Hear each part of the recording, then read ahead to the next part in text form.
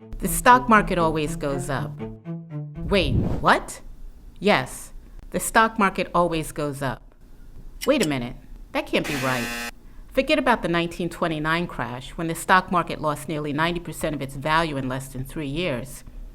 We've had numerous crashes and economic downturns since then.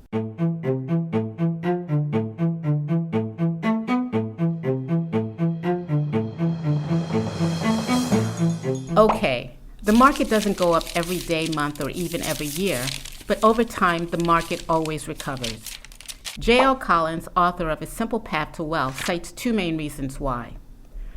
The first is, the stock market is comprised of publicly traded companies, and owning stocks is owning parts of companies, each striving to succeed in a competitive environment that rewards those that can make it happen. The second reason is, the stock market is self-cleansing.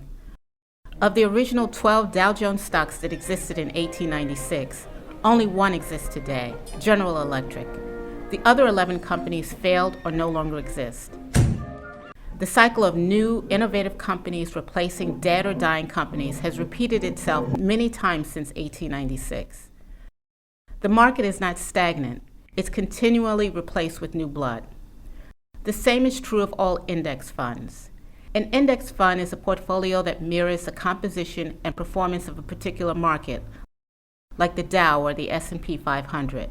Let's say you want to own a piece of every publicly traded company in the U.S. stock market. In 2023, that's around 6,000 companies. You would buy shares in an index fund like VTSAX or a similar fund. The worst performers in that fund might see their stock prices go to zero. Those companies would go out of business and be replaced by another stock. What about the best performers? Could those companies achieve a 100% return? Sure, but they could also see 200% returns, 300% returns or higher. There's no upside limit. The net result is an upward bias. The process of the new replacing the dead and dying is what makes the stock market self-cleansing. This only works when we invest in broad-based index funds. It does not work when we try to pick individual stocks. So while it's true we've had our share of crashes and will most certainly have them again, the market always recovers. If it doesn't, no investment vehicle will be safe, and none of this financial stuff will matter anyway. We'll have much bigger problems. In our next video, we'll talk about why stocks are a good hedge against inflation.